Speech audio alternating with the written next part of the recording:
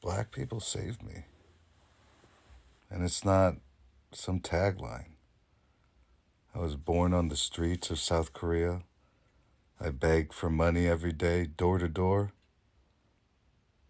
I got taken from my biological family, put in a home, adopted or sold to an American family that had really great intentions.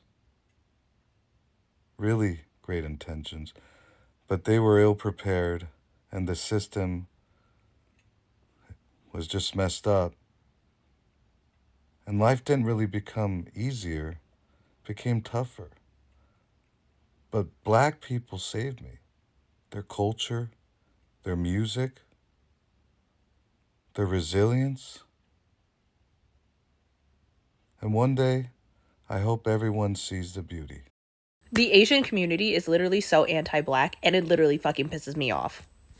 Like, we are literally so uneducated, uninformed, just misinformed, everything about the black community, and it pisses me off. And like, it just boggles my mind how a lot of Asians see black people as beneath them. I shit you not, I literally saw someone on my story and I literally was so gagged. Like, I was like, are you serious right now? And I sent him a message, ask him if he's being serious about this. This guy is Bhutanese. I'm sorry if I'm mispronouncing it, but like, I guess he got like some kind of spray tan or whatever because he's doing some kind of stupid movie shoot or whatever. Roy posts on his story and says, because his skin is like 10 shades darker or something, he said, "Can I say the N-word now?" with a ninja emoji next to it. I slid up so fucking quick and I asked this man, are you fucking serious right now? And guess what? That man left me on red. Need I say again that he is not black? He is Bhutanese from Bhutan or whatever the fuck you pronounce it. I'm sorry if I'm mispronouncing it. Quite honestly, like, the Asian community is literally so underhandedly racist to the black community, and it just, like, not to mention the black community is one of the most supportive of marginalized groups that has ever, like, uplifted the Asian community and actually put effort into supporting us. I'm probably gonna piss a lot of Asians off for saying that, but it's literally the truth, and I fucking see it for what it is. My parents, my grandparents, they did it the right way. They did it legally. This fight isn't my fight because we did it the right way. If you're a young East Asian American person and you fix your mouth to say something like that, then that tells me you really don't know the first thing about your own history. And this whole idea of they did it legally, do you understand that there used to be a time where we couldn't, people like us couldn't do it legally. We were prohibited, we were restricted from even being here. The Chinese Exclusion Act in 1882 made it so that people from China and other parts of Asia were not even allowed to enter this country. They couldn't work here and they couldn't live here. So legally wasn't even an option. And then if you say something like, well, I'm here legally, so I'm safe, I'm protected. Need I remind you that in 1942, 120,000 Japanese and other Asian Americans were scooped up out of their lives from their homes and taken to internment camps. Some as close to Los Angeles as Santa Anita. And these were US citizens, second, third, fourth generation Americans, people who had served in the US military, teachers, doctors, professionals, taken out of their lives, stripped of all of their belongings, put in camps. People in my father's generation, American citizens that look just like us. And because you're a US citizen, you think that these civil rights of yours are protected. Where do you think these civil rights that you enjoy so much, where do you think they came from? How do you think you got them? By the good graces of the US government? No. It was because of Black people and the civil rights movement. Civil rights movement spearheaded by Dr. Martin Luther King Jr. led to the passage of the Civil Rights Act of 1964. The act effectively outlawed discrimination on the basis of race, color, religion, sex, or national origin. The spirit of the civil rights movement, because we basically learned how to protest and fight for our rights from the Black civil rights movement. Because of that, the Civil Rights Act of 1964 helped to lead to the passage of the Immigration and Nationality Act of 1965. And that removed the quota system and opened up immigration to those who were highly skilled, and that's important to remember, I'm going to get back to that in just a second, or had existing familial relationships in the US. 10 years after the signing, the Asian immigration population doubled and to this day has shaped the diversity of our country. But let's get back to this real quick because this is important. I'm hearing so many young Asian American, East Asians specifically, saying things like, well, my parents came here and they worked hard and they made a life for themselves, and that's why we are so successful in this country, and that's why we make so much money and we're all so highly educated. And true as that may be, because yes, they do work hard, and I'm not trying to take anything away from that, but it wasn't just hard work alone. In order to be here, our parents and grandparents had to apply, and those applications contained things like their level of education and their skills. So they were hand selected. It wasn't just whoever wanted to come could come. They were hand selected to be here. And guess who they chose? They chose people with skills like doctors or accountants or engineers or people like my father who were architects. So that's really important. Something that you should factor in when you say things like that, because our parents and grandparents, they came here with a leg up. They came here with an advantage. And there are so many immigrants that come here that don't. And not only do they not have an advantage, they are at a complete and total disadvantage. And they are escaping things like human trafficking, like drug cartels, like war, like poverty. And a lot of them don't have any money. They don't have an education. But you know what they do want? They want the same thing that our parents and our grandparents wanted. And that is a life. That is a life for them and for their children. So go back to that. Go back to that ideal, because that's something you seem to understand. Our parents and grandparents came here because they wanted a better life. Well, so do they. But things like legality and advantages aren't always on their side like it may have been for us. Because we didn't come by it on our own, and they shouldn't have to either. As an Asian American, I'm often asked, why do I focus so much on the advocacy work of Black Americans? And it is because their advocacy work is always inclusive. The Black civil rights movement did not just benefit Black people, it benefited all marginalized people, and it is the reason why I, as an Asian American, have civil rights. Also, throughout Asian American history, Black Americans have consistently held space for including us in their advocacy work. From the increase in anti-Asian violence in 2020 and 2021, to looking out for Japanese Americans during World War II. Going all the way back to 1869, when Frederick Douglass delivered a speech arguing that Chinese should be allowed to immigrate and become citizens. He didn't only want to advocate for the United States becoming a home for Black and brown people, he said, "I want the Asiatic to find a home here in the United States, and feel at home here, both for his sake and for ours. Right wrongs, no man." The voice of civilization speaks an unmistakable language against the isolation of families, nations, and races, and pleads for composite nationality as essential to her triumphs. Man is man the world over. This fact is affirmed and admitted in any effort to deny it. The sentiments we exhibit, whether love or hate, confidence or fear, respect or contempt, will always imply a like humanity. If our action shall be in accordance with the principles of justice, liberty, and perfect human equality, no eloquence can adequately portray the greatness and grandeur of the future. My granduncle, who was nicknamed Uncle Abin, was actually named Abraham Lincoln because my great-granduncle was raised in the United States and he respected President Lincoln, whom he had been taught abolished slavery. Of course, he didn't stay in the United States because of the Chinese Exclusion Act, but I have to wonder if he had known about Frederick Douglass's speech, would I instead have had an Uncle Fred? The reason why I, as an Asian American, focus so much on the advocacy work of Black Americans is because theirs is the work that I would like to model mine after. I'm making this video as an Asian American to address my fellow Asian Americans who engage in anti-Black racism. Let's talk about this.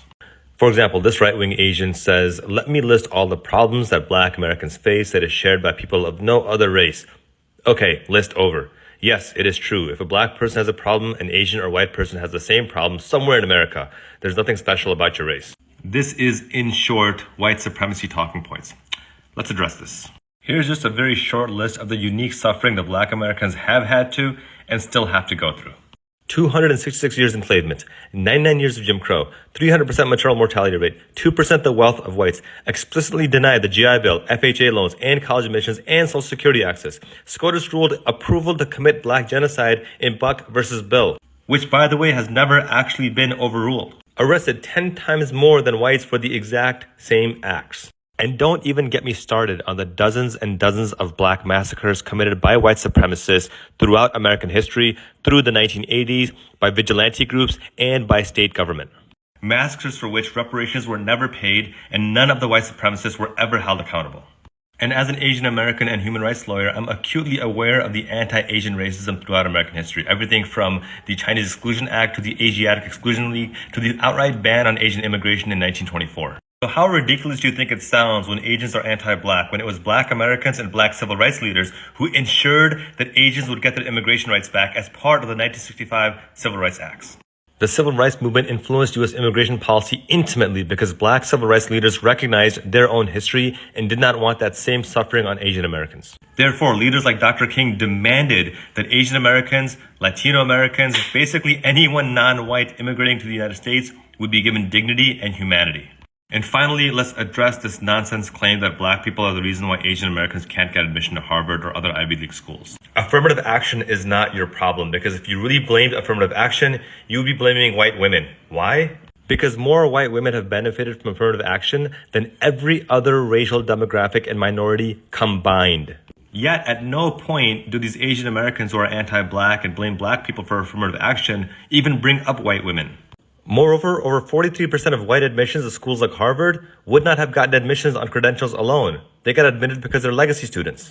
And the data shows that 3/4 of those white students were not qualified academically, meaning they took the spot of a more qualified black, Latino, or Asian person.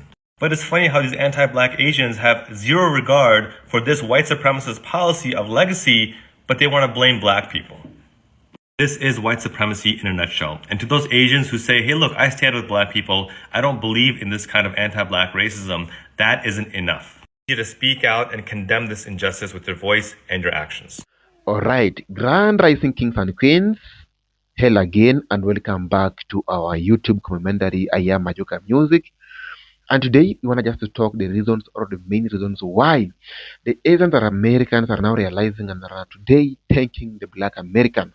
Okay, Asian Americans are thanking the Black Americans usually comes up in decisions about civil rights history, solidarity, and shared struggles against racism. So today, I want to just analyze with you the main reasons why Asian Americans have decided to calm down and thank, or to cool and thank the Black Americans.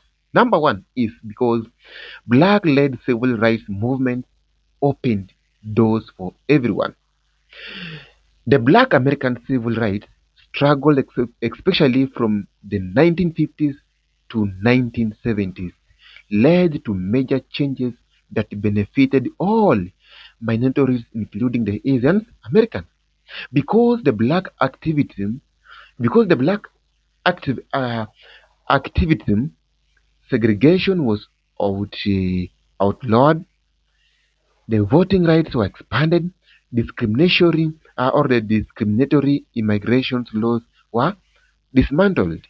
For example, in 1965, Immigration and Nationality Act, which allowed large number of Asians to immigrate to the US, was passed, largely because of momentum from the Black civil rights movement.